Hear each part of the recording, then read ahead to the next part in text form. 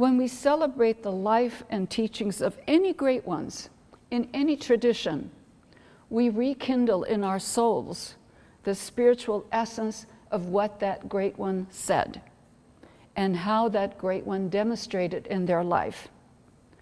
Our daily physical, emotional, and mental lives are usually not very focused in our soul direction.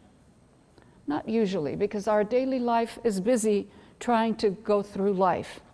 For that reason, celebrations, spiritual services, holy days, saint days are all important because they redirect our life.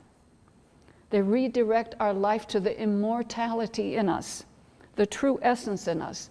This is why it's really good to participate in celebrations of any kind. Sacred days, days of great ones, the name days, for example.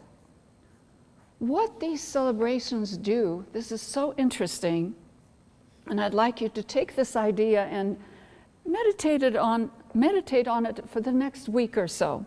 What these celebrations do is they knit together in us, okay, remember that, they knit together in us the beauty and values of the Great One.